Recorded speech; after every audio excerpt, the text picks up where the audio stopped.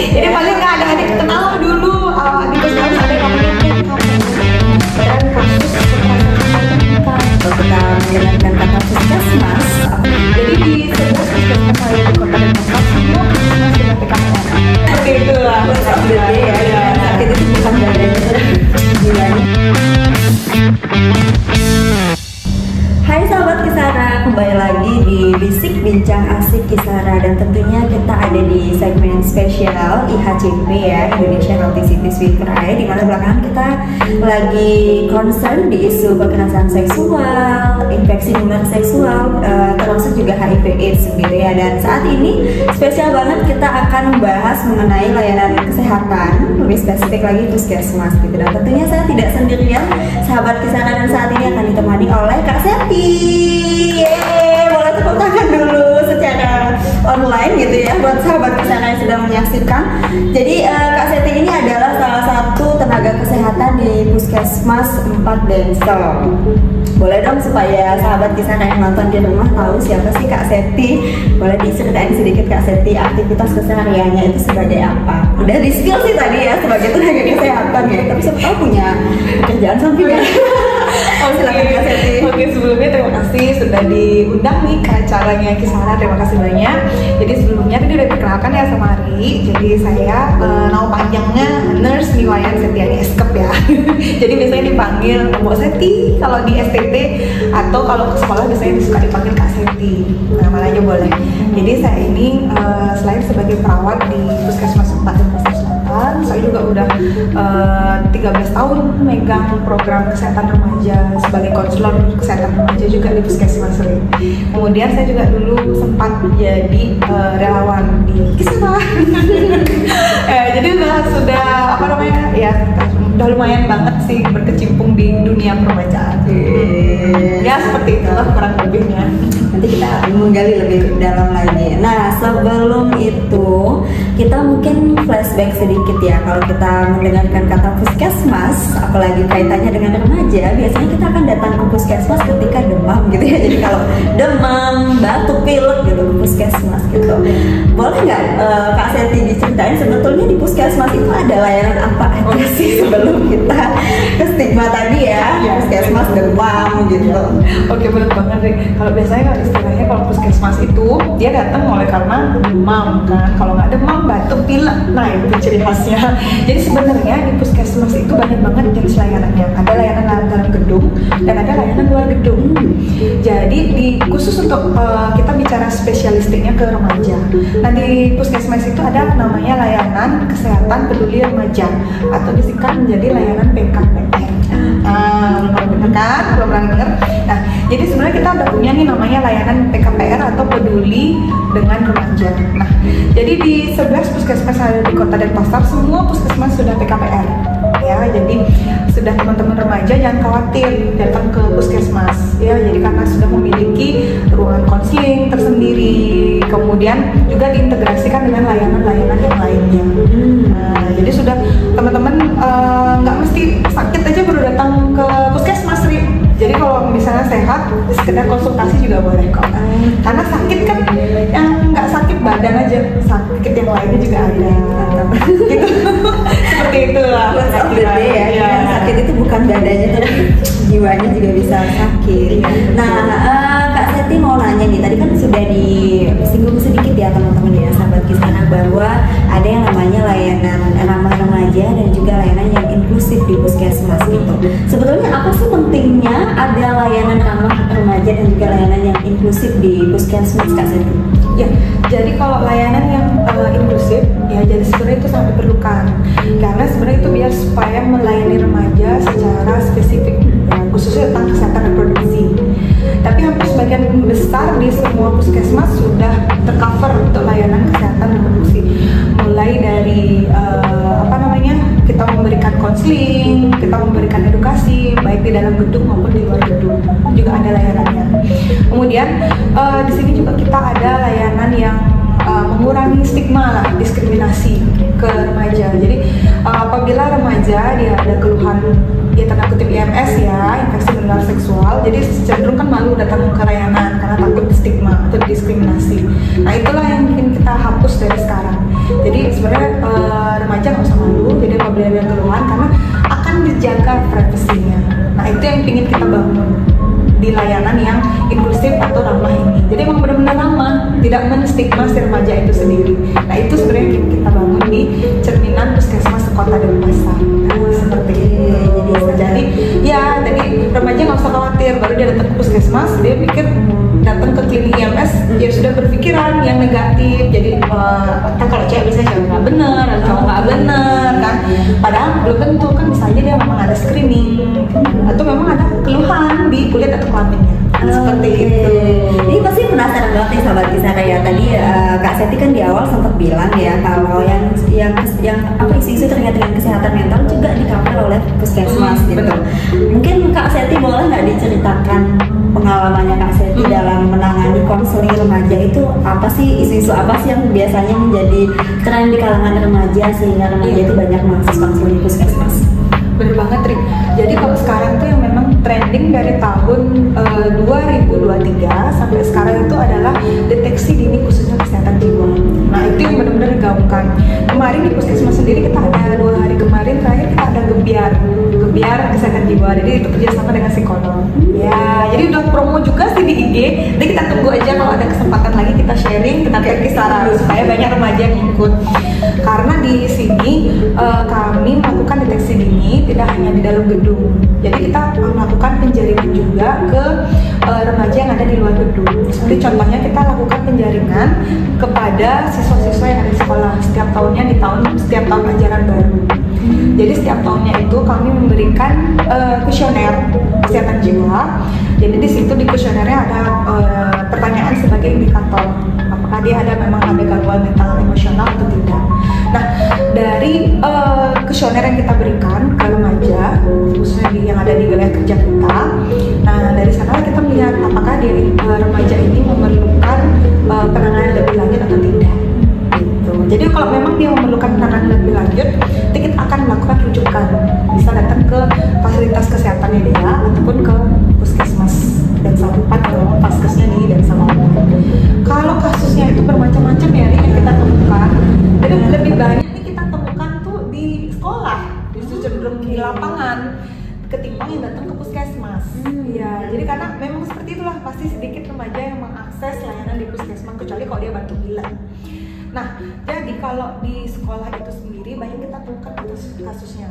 Banyak yang ingin coba bunuh diri, PBD namanya percobaan bunuh diri. Ada malah contohnya sih seperti misalnya dia menyayat ya, nyayat.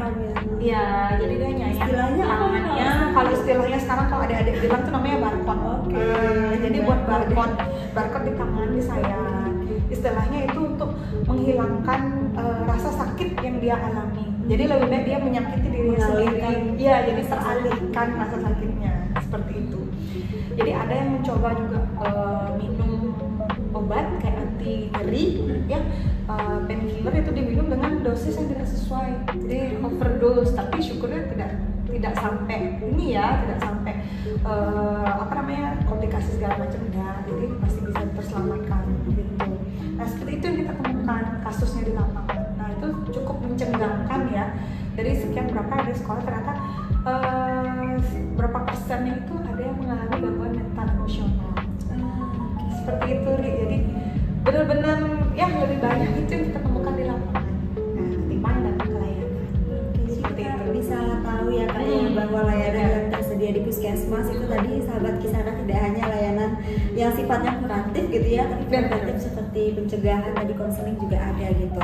Nah mungkin kita sedikit pindah topiknya gitu ya Kak Seti ya, terkait dengan layanan yang ada di puskesmas khususnya berkaitan dengan kekerasan seksual dan juga IMS HIV/AIDS gitu. Nah ada nggak Kak Seti dalam pengalamannya selama ini mengkonseling, menghadapi berdinamika dengan remaja menemukan kasus-kasus seperti itu? Kalau kasusnya selama saya menjadi pelaksana program remaja, jadi kasusnya memang ada aja gitu. 1-2 kasus yang memang datang ke puskesmas kami. Contohnya kayak kasus kekerasan seksual ya terutama. Itu sempat kita dampingi sama sekitar waktu periode COVID ya, sekitar tahun 2020-2021. Nah itu kita dampingi kasus kekerasan seksual itu dia korban pemerkosaan. Jadi itu pun sudah kita dampingi, kita lakukan konseling sampai akhirnya sekarang dia sudah move on, udah bisa sekolah lagi.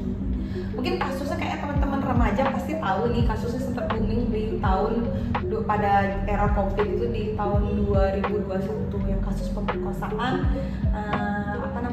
oleh pamannya, dari paman memperkosa keponakannya. Nah itu sempat booming, nah itu menjadi concern kami. Jadi itu salah satu pendampingan kami selama dari itu. Jadi pas zaman COVID itu kan banyak kan yang diem di rumah nih trendingnya. Nah pada saat itu tuh tren kasus kekerasan seksual tuh meningkat. Nah terus ada nih yang kita temukan pada remaja seperti itu. Salah satunya yang korban kekerasan seksual seperti pemerkosaan. Nah, sahabat Kisana, sedikit ini ya, kenapa kemudian kita concern di isu kekerasan seksual dan kita juga mengkaitkannya dengan infeksi menular seksual, karena secara tidak langsung infeksi menular seksual kan bisa menjadi dampak yang mungkin didapatkan ketika seseorang mengalami kekerasan seksual begitu ya. Oke, Kak Seti, kayaknya pasti akan banyak banget yang nanya begitu ya. Jadi apa aja sih fasilitas yang disediakan di puskesmas, khususnya kaitannya dengan layanan yang ramah remaja dan juga inklusif? Jadi kalau di puskesmas itu ada di jangan khawatir, di puskesmas sekarang udah jarang yang ngantri karena ya sistemnya sudah online sekarang. Jadi bisa daftar dulu apabila melalui mobile JKN, apabila punya aplikasi mobile JKN. Jadi nggak perlu ngantri ya. Kemudian juga di puskesmas juga sistemnya udah pakai SIPUS, sistem udah elektronik ya, rekam medisnya. Jadi emang tidak perlu menunggu rekam medis untuk datang. Nah, jadi adik-adik udah emang waktunya udah efisien kalau puskesmas, jadi nggak nunggu lama.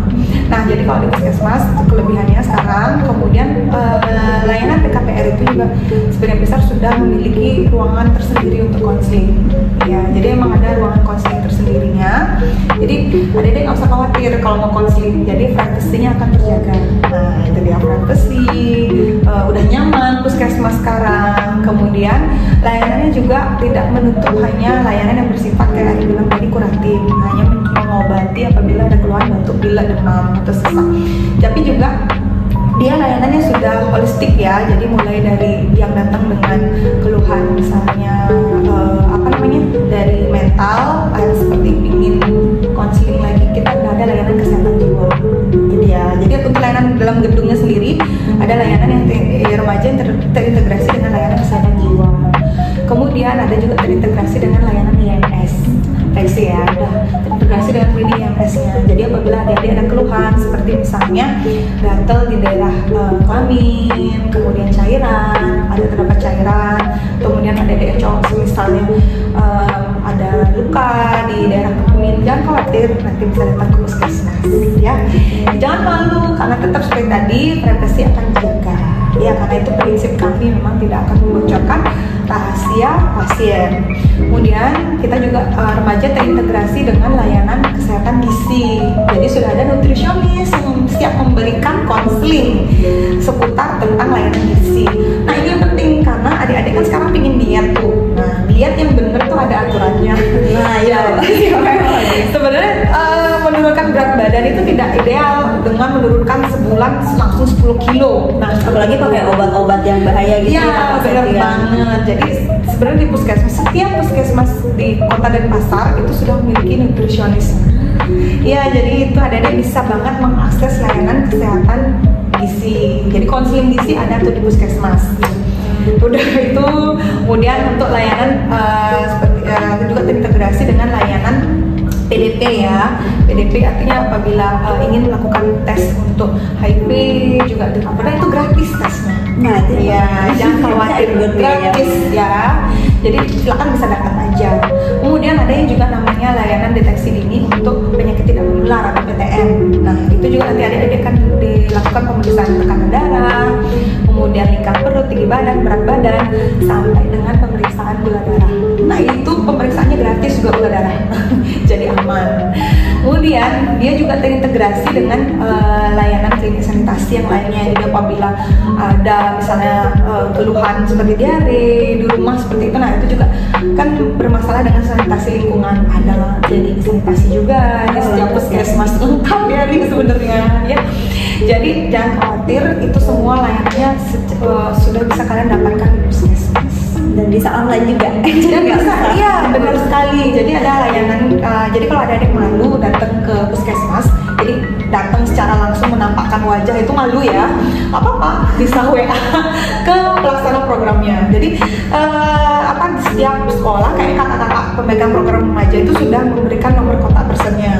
Ya, jadi lewat yang namanya, kalau kita di sekolah ada namanya kader kesehatan remaja. Nah, ini kayak perpanjangan tangan dari layanan PKPR. Ya, jadi kita setiap tahunnya itu melatih kader PKPR. Kalau di sekolah namanya kader KKR, kader kesehatan remaja. Kalau di SD namanya dokter kecil. Kalau di SMP SMA namanya KKR.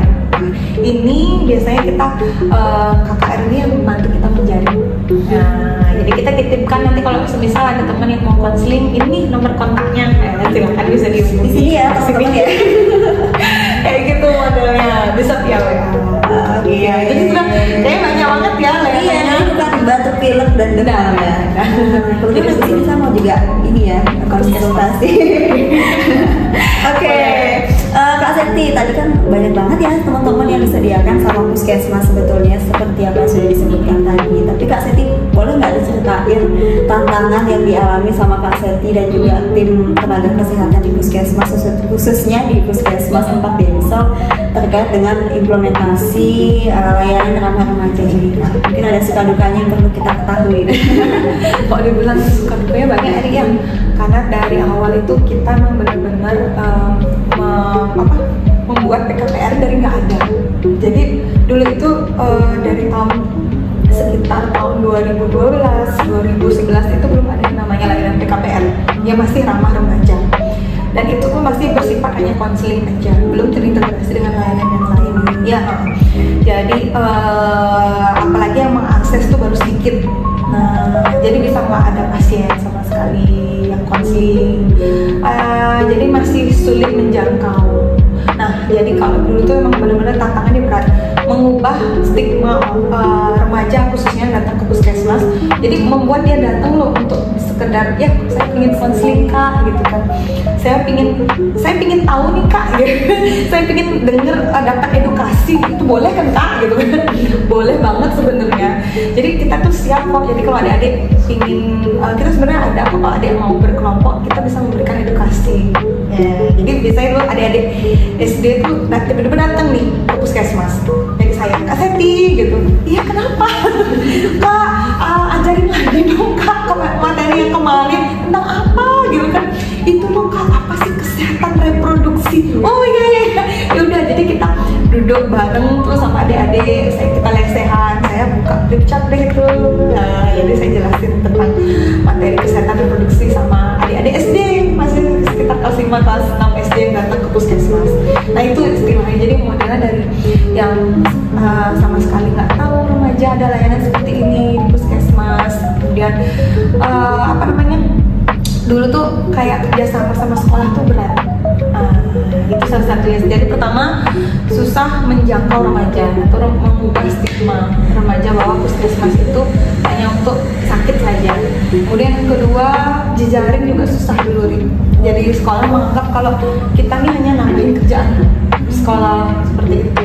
Padahal sebenarnya kita kerjasama dengan UKS itu sebenarnya UKS juga sebagai salah satu bentuk poin penting di sekolah itu juga dinilai di penilaian mereka di sekolah gitu. Jadi sebenarnya itu yang memutus stigma seperti itu susah. Jadi nggak hanya stigma dari remajanya sendiri, ada stigma dari sekolah juga. Kalau kita ke sekolah itu kadang berpikir kita membebani mereka, menambahkan kerjaan seperti itu.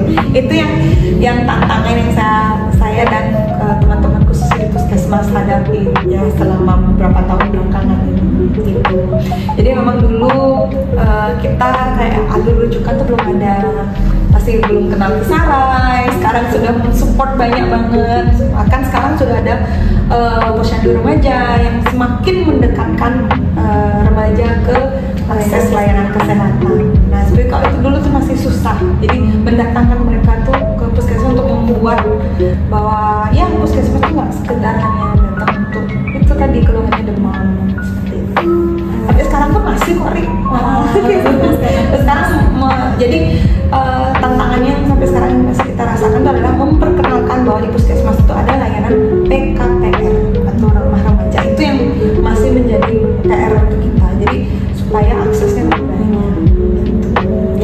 Jadi itu salah satu tantangan kita dan memperkenalkan layanan apa aja yang ada di puskesmas. Khususnya PR kita sekarang adalah kalau di Kespro ya, apalagi berkaitan dengan stunting yang lagi booming adalah kesehatan reproduksi untuk calon pengantin. Nah, itu yang PR banget, tantangan untuk mungkin tidak hanya di Densa 4 tapi seluruh kota Denpasar.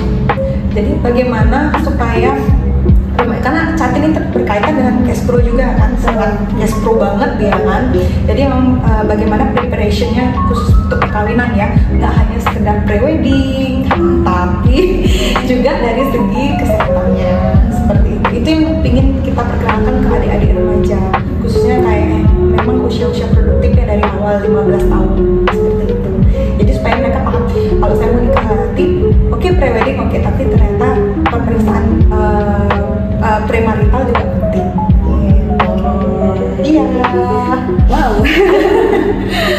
Insightful ya sahabat Kisara ya. Mungkin karena tadi juga sempat disinggung mengenai layanan IMS dan juga stigma yang masih melekat begitu ya teman-teman ya, ketika kita ingin mengakses layanan infeksi menular seksual di puskesmas gitu. Mungkin kita juga perlu tahu saat ini supaya kita tahu di fakta lapangannya kayak gimana, yang paling banyak mengakses layanan IMS, atau jangan deh yang paling banyak, ada nggak remaja yang mengakses layanan IMS saat ini di puskesmas?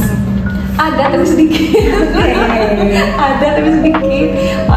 Paling sebulan belum tentu ada. Mungkin hitungannya setahun paling sekitar hanya 1-2 orang aja yang memang keluhan IMS. Tapi kalau paling sebagian besar yang datang tuh dengan keluhan seperti gangguan menstruasi.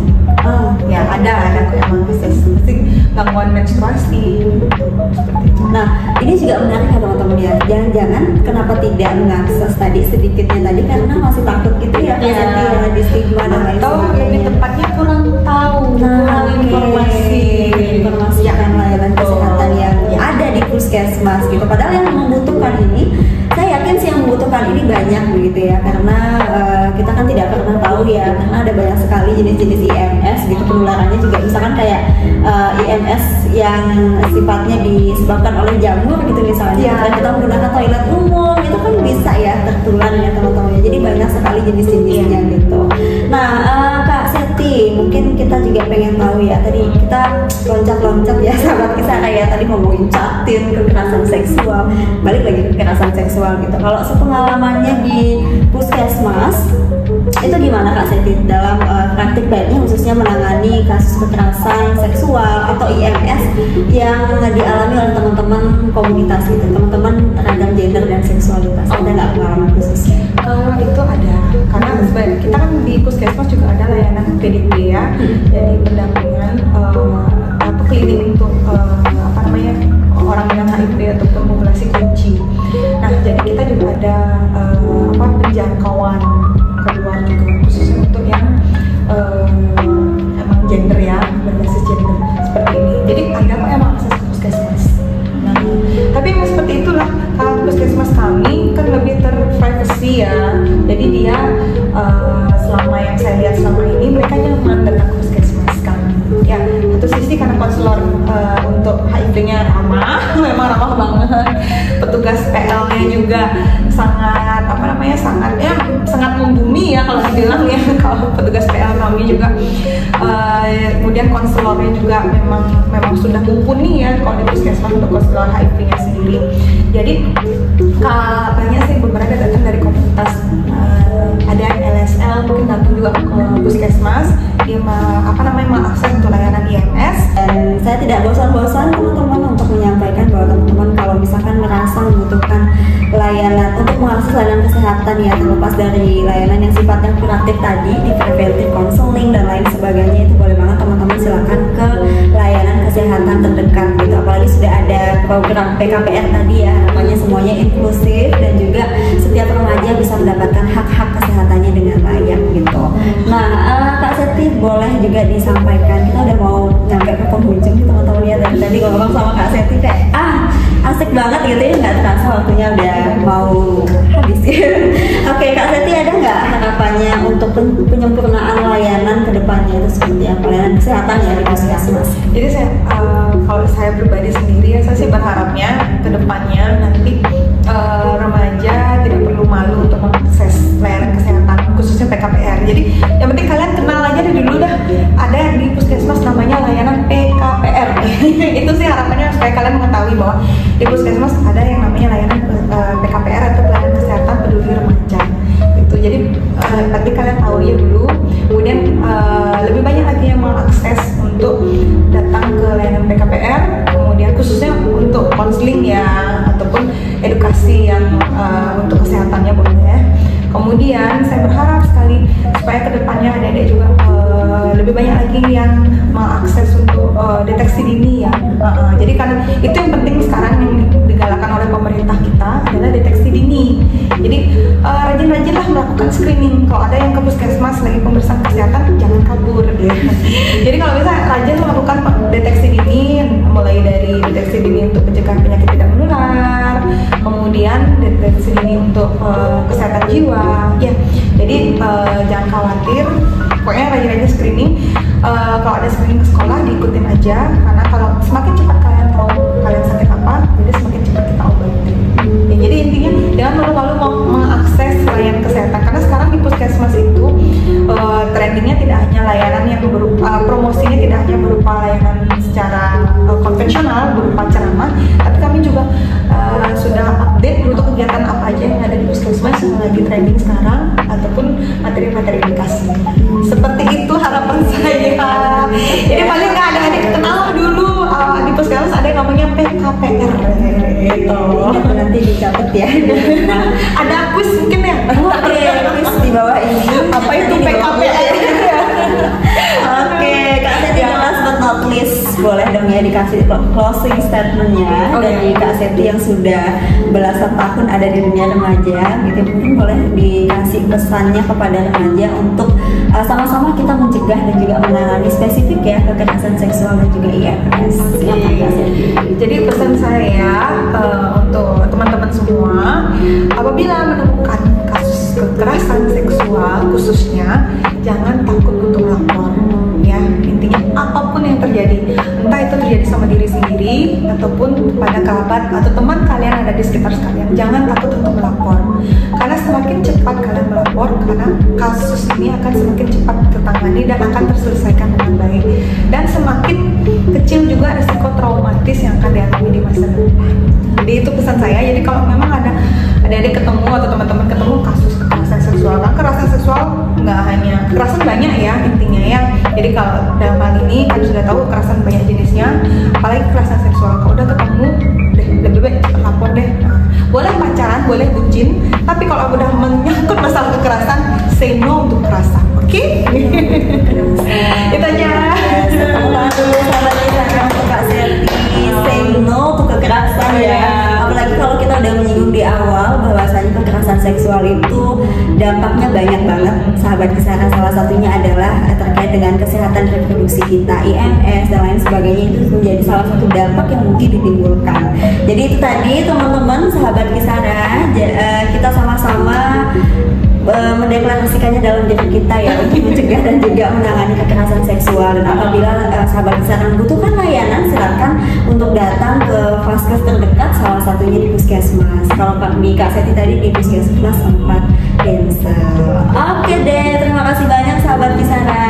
Udah berapa jam ya? Tadi kita 7 jam ya Kak Seti? 7 jam 42 deh. Oke, 42. Besok kita lagi. Oh iya, masih ada episode selanjutnya sama Kak Seti ya, di kesempatan lainnya tentunya.